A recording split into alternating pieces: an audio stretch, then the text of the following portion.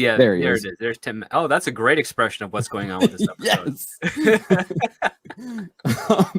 So he's just like, okay, thanks for letting me see. He like literally doesn't even play the message. He's like, oh, I get what's going on, but we really can't. I'll see what I can do.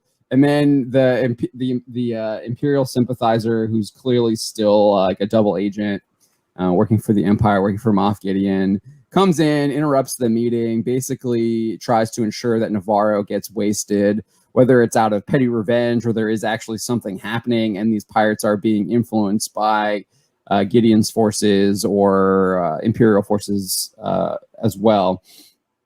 But I thought his performance was great. He does kind of show the incompetence of the New Republic and how it's very bureaucratic and how they kind of seemingly don't have they're not very efficient, or if they are efficient, their efficiency is still backlogged because there's so many problems that they're dealing with and they can't actually deal with all of them whatsoever. They just don't have the manpower, the bandwidth to do that. So that is interesting. We get a little bit of world building there. But again, the whole point of this scene is to show that, but it's also just like, why do we even need this scene right now?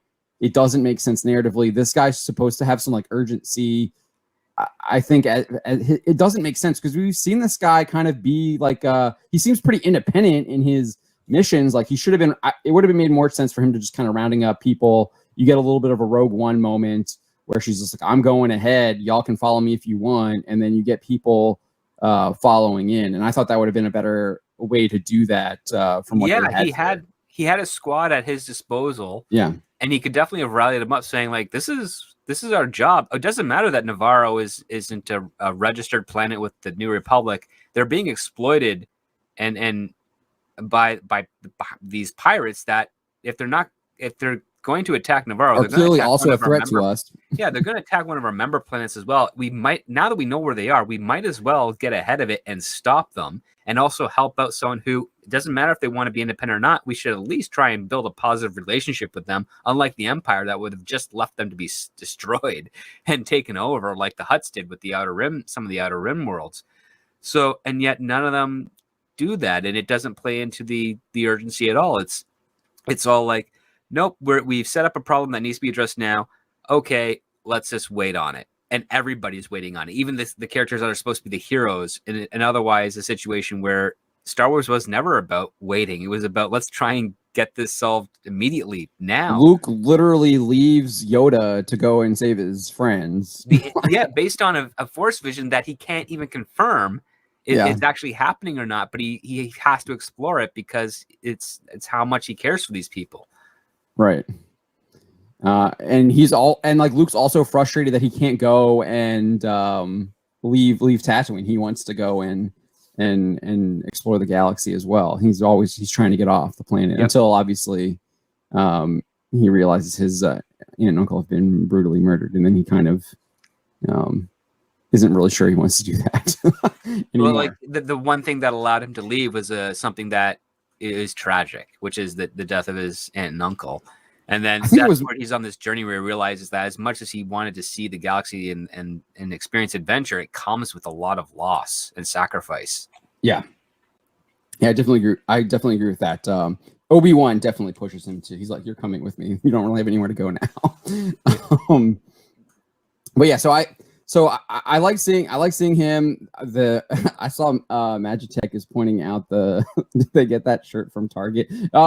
If we know from previous seasons, it more than likely JCPenney. If you remember the sweaters that the Mon Calamari wore, Mon Calamari wore, they were from JCPenney. We pulled them up and you could see them. I also don't like these buttons here. I don't like those. Like, it's just, I don't know. It looks like the opposite of the Empire, which they had rectangles. Yes. So it's like, we'll do squares and circles. It's like, okay, yeah, I got you. It looks very equal. I'm getting like an equilibrium vibe from it. Very emotionless almost. Stale and stale.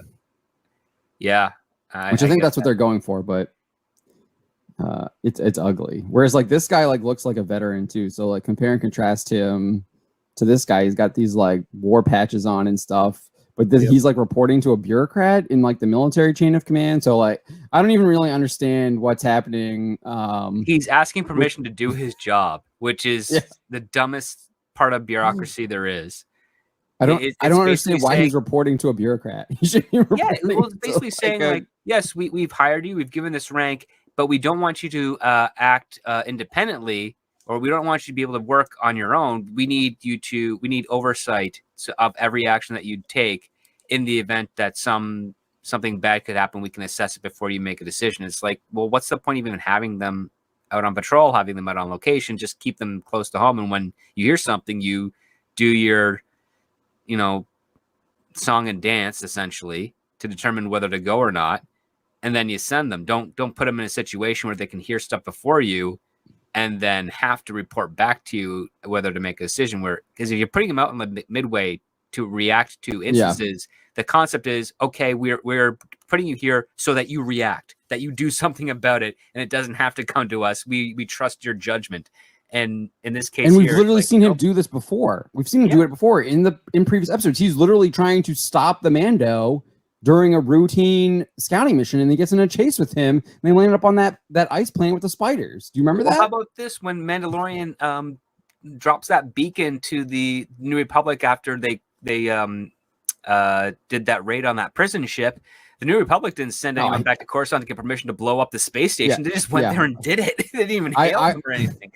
I thought about that too, and I was like, yeah, these people they just go and blow people up without even thinking about it or figuring out who was even, if that beacon is the people who actually did it. They're just like, oh, that's where the beacon is. Let's blow them to Timbuktu. And they just did it. And now this guy's like running all around asking permission. And it's like, well, dude, you weren't asking any permission to go blow those people up previously. Is the reason you're asking permission because you guys blew up that space station and you shouldn't have? We don't know.